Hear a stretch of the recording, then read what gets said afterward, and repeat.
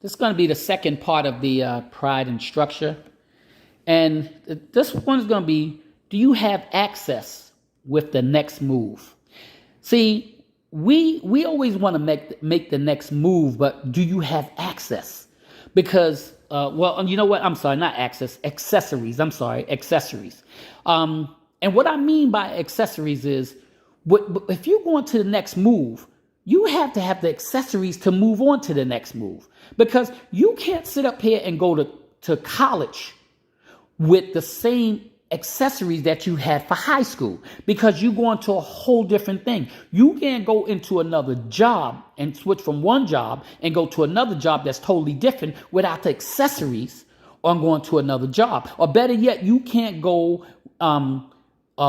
get a promotion from your job and go into a higher position without the accessories. You can't take what the accessories that you have for a lower position and go take it into a higher position, because the higher position is going to cause you a different kind of accessory. So do you have the accessories to move to the next, move to the next move, move to the next move? You have to have the right accessories with you to go to the next move. And that's pretty much what they're saying.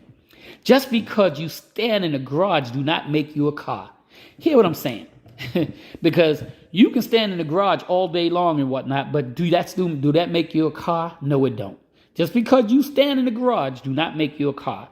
Just because you go to a few cinemas and do not and you go learn something, or you go take a couple of classes and everything else, at the cinemas, and you learn how to be a CEO or learn how to be a boss, it does not make you a CEO or a boss. Okay, it's good to go to these classes and learn things and whatnot. It's like going to real estate class. You go to real estate class maybe 1 or 2 times and whatnot, and then you go out here and you think you're going to go out here and buy all this real estate and be an expert at it. Well, it doesn't work that way. It takes a little bit more work than just that. So you can't just sit up here and go to a couple of cinemas and whatnot and think you're going to become a CEO or a boss. You have to put in the work. You have to do things. You have to study things. You have to go back to reading. You have to sit up here and have the accessories to do. All the stuff that I just talked about falls into this category. And this is what God is trying to teach us. Sometimes taking the long way is not always a bad thing. Okay? Sometimes taking the long way is not always a bad thing. Because sometimes going around in a circle can teach you experience, and it can teach you how to gain wisdom, and it can teach you focus. Hear what I'm saying? Sometimes taking a long way around is not always a bad thing, because sometimes going around in a circle can teach you experience, you can gain wisdom, and you can gain focus on where God has you to go. So sometimes going around the long way is a good thing, because it teaches you things when you go around the long way. Then see, sometimes going through the shorter way is good, and you might get there faster, but what are you learning when you go the shorter way sometimes? That's why I said sometimes going a long way, it's not always a bad thing. And that's what that's saying. Just because you put on a police uniform doesn't make you a police or a cop. Okay? I know a lot of people, and this goes 2 ways with this statement. You got people that put on police uniform and perpetrating. That don't make them a cop or a police officer. Then you got people that's cops and haven't had enough training, and just because they put on that uniform, okay, yes, they might be police officers and whatnot, but the training that they have might not be enough experience to make them a police officer, to make them a cop. And we see this every day. We see people not getting trained for the jobs that they're in. And so just because you put on a uniform doesn't make you a police officer or a cop. And this is what I'm talking about when I say that. Sometimes people perpetrate on something that they're really not. Okay. The problem with our country and many countries is that we have lost our circle. And what I mean is, we have lost our center of our circle. See, there's a center, okay, that there's a circle that we have, but in the circle there's a center. Have you ever noticed that pencil that you put on that little metal thing, and you put the pencil in the middle, and then you go around and you make a circle? Okay? The reason why it has nothing to do with the pencil, it has to do with the metal piece that goes around the circle, is because it makes a perfect circle. You put it in the center and it makes a perfect circle. Okay? The problem is we done lost our center. In this country and other countries, they done lost their center. And when you lost your center, you don't know where your circle is. How can you make a circle when you don't have a center to make it complete? And this is what God is trying to tell us. You know, this might be a little hard for people to understand that part, but what it is, we have to find out where our center is and we have to make our circle. And this is how we get to where God wants us to go. And that's what that's saying. We have a lot, and you know, and that's one thing. I'm going to take this to a different, to something different now. And it's called rebranding, you know, and that's something that we have to do when we're trying to get ahead and God is trying to teach us something. Okay. Sometimes God will let you go around in a circle while you are rediscovering who you are in the light of where you are now. Hear what I'm saying? Sometimes God will let you go around in a circle while you are rediscovering who you are in the light on where you are now. Okay? God will let you go around in a circle and whatnot until you discover who you are. Okay? Who you are. And who you are in the light on where you are now. Okay, you have to look at where you are now, and you have to discover where you are now before God can sit up here and send you somewhere else. How can you go somewhere else when you don't even know where you are now? How can you go forward, okay, without knowing where your direction is? You know, and a lot of us do this every day. We do this. And this is what God is saying when he says about rebranding. Sometimes we have to rebrand ourselves. And a lot of people don't like to rebrand themselves because they feel that, you know, they don't live life and they know everything, and that's not the case.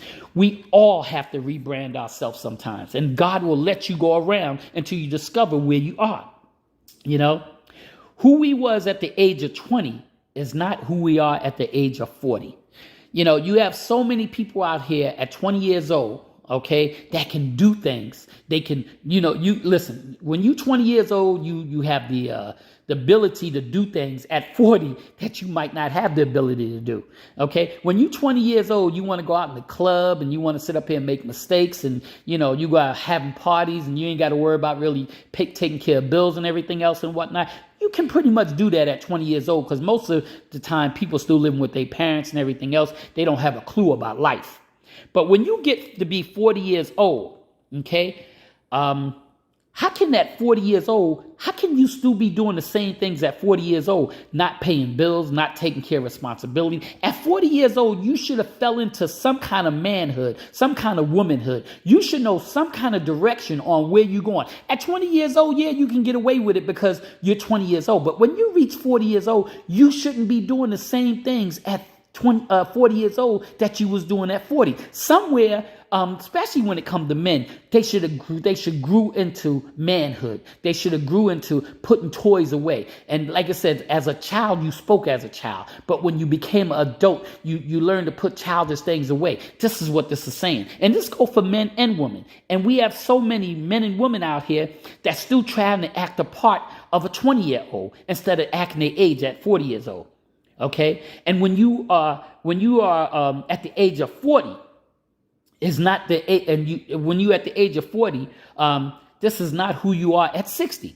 Here we go again, because we have so many people at 40 years old. Okay, when you at 40 years old, that's one thing. You might be still clubbing and everything else. You might be still out here dressing a certain way and whatnot, and you should have got past that. But when you become 60 years old, okay, there should be a part and whatnot to sit up here and say, I can't do the same things that I used to do. I can't act the same way I used to act. My language should change. My attitude should change. Because you have men out here still clubbing at 60 years old trying to act like they're 40 years old. You have women out here still dressing like they're 40 years old and they're 60 years old. And God is saying somewhere along the line, you have to grow up. You have to take responsibility. You're 60 years old and whatnot, but you still have a mindset of a 40-year-old. Somewhere along the line, something is wrong and you need to mature. And this is what God is saying.